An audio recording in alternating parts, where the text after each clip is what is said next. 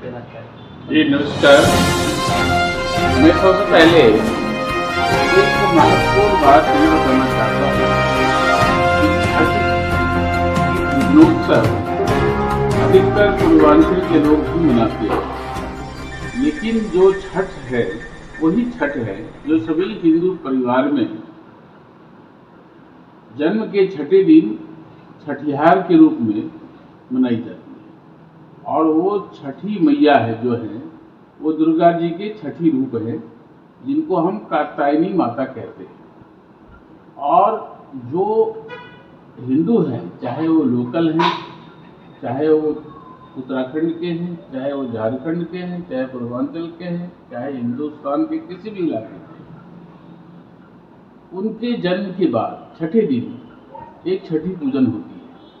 वही छठी पूजन का ही एक विशेष विधि पूर्वांचल के लोगों द्वारा मनाई जाती है, जो बच्चों की कुशलता, उनकी स्वस्थता, घर में समृद्धता के लिए ये मनाई जाती है। जिसके लिए आज से ये छठ व्रत चालू है, जो नहाय खाए होती है। इसमें एक कद्दू की सब्जी खाया जाता है।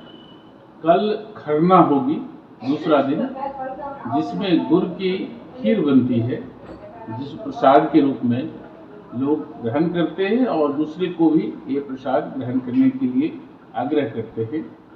तीसरा, कल परसों 7 तारीख को शाम को विभिन्न तरह के पकवान के साथ सूर्योदय सूर्यास्त के पहले सूर्य भगवान को ये दिखाए जाते हैं। उनके पकवान एक तरह से भोग लगाए जाते हैं और उसका इस्तेमाल नहीं होता है। सुबह वही पुनः एक बार सूर्योदय के समय भी वही पकवान से भोग लगाते हैं। तो हमारा ये पर्व सूर्य के अस्त का और सूर्योदय का है। सूर्य भगवान को ही ग्रहण करने के लिए आग्रह किया जाता है, लेकिन छठी मैया की जयकारा लगती है। कई लोग कंफ्यूज होते हैं, ऐसा क्यों होता है? जब कभी आप जाएंगे किसी स्थान पे, तो छठी मैया के फोटो के कम मिलेगी, लेकिन सूर्य भगवान को 7 घोड़ों पर सवार उनकी तस्वीर रख करके छठी मैया की जय लिखा जाता है। तो कात्यायनी माता सूर्य भगवान की बहन के रूप में है, जो इस कार्तिक मास के इस षष्ठी के दिन उनके घर जाती है। तो बहन किसी का भी हो, जब उनकी जयकारा लगता है तो उनकी भाई जो पालन करता है इस संसार के, उनको अच्छा लगता है, उनकी आशीष विशेष मिलती है। और आप सभी, हम सभी जानते हैं कि सूर्य के बिना इस पृथ्वी पर कोई भी जीवन संभव नहीं है। ये हमारे प्रत्यक्ष देवता है, जिसे हम पूजते हैं। जा साहब, अब लगता नहीं है कि दिल्ली में जैसे पहले लाखों लाखों लोग यमुना पे इकट्ठे होते थे। लगता था कि छठ महापर्व आ गया है, चल रहा है, इस समय सबको पता चल जाता था। अब वो यमुना घाट पे छठ पूजा बंद हो गई है। क्या कारण है, क्यों नहीं हो पा रही है? एक तरफ भाजपा के सांसद मनोज तिवारी जी हैं, वहीं जो है संजीव झा, वो भी पूर्वांचल से आते हैं। दोनों ही छठ महापर्व को मानने वाले लोग हैं। इसके बाद में भी पूजा यमुना घाट पर बंद है। क्या कहेंगे इस पे आप? ये एक कुछ लोगों की, हम समझते हैं, मनमानी है, साजिश है, जिससे मैं बहुत आहत हूँ। यमुना किनारे छठ सबसे पहले इस धरती पर ब्रह्मलोक में सुकन्या ने की और यमुना किनारे में द्रौपदी जी ने की।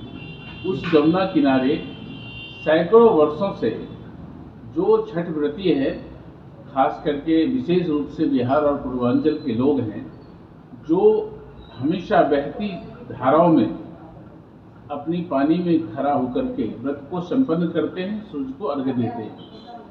लेकिन कुछ दिनों से कोरोना के बाद से एक ऐसा सिस्टम बना जिसमें एनजीटी ने एक रोक लगाई कि इससे प्रदूषण होता है। मैं समझता हूँ कि एक छठ पर्व इको फ्रेंडली पर्व है और इस पर्व से कोई प्रदूषण नहीं होता। जहाँ हजारों टन कचरे यमुना में गिरते हैं, यमुना की सफाई के पैसे में घोटाले होती है, यमुना के संरक्षण के लिए सरकार सजग नहीं है, वहाँ किसी भी व्रतियों का आस्था को ठेस पहुंचाना बहुत गलत है। ये बात सत्य है कि चुने हुए प्रतिनिधियों का दायित्व ज्यादा होता है, चाहे कोई सांसद हो चाहे विधायक हो, उनको अपने माध्यम से संसद के पटल पर, विधानसभा के पटल पर इन विषयों को रखना चाहिए कि लाखों करोड़ों श्रद्धालुओं का भावनाओं का ठेस जो पहुंचाया गया है एनजीटी के द्वारा, वो गलत तथ्यों के आधार पर है और इसके लिए एक कमेटी बने जिससे कि एक छठ पर्व अगली जो अड़चन हो जमुना की वो ना बन पाए। और इससे पहले कोर्ट के द्वारा, एनजीटी के द्वारा, संसद सदन के द्वारा, विधानसभा सदन के द्वारा ये इसको एक प्रस्ताव से क्लियर किया जाए और 2 महीना पहले क्लियर किया जाए। इस बार से छठ पुनः एक बार जमुना के किनारे बनेगी और जो भी इसमें चूक किए होंगे उनको जनता से माफी मांगनी चाहिए।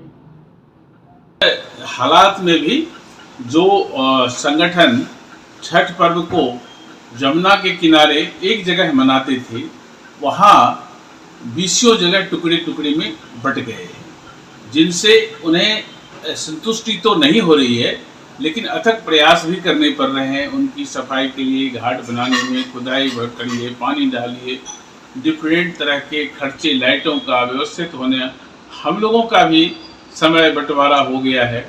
और जिस तरह से हमारे छठ व्रत को पूर्ण करने के लिए विभिन्न छठ संगठन, ना ही बुरारी, दिल्ली के लोग लगे पड़े हैं और अपने दिन रात एक करके छठ पर्व को मनाने के लिए जो कोशिश कर रहे हैं, उनके लिए हम उनको बधाई देना चाहते हैं। सभी श्रद्धालुओं को बधाई देना चाहते हैं, सभी देशवासियों को बधाई देना चाहते हैं। आप सबको भी बहुत बहुत बधाई।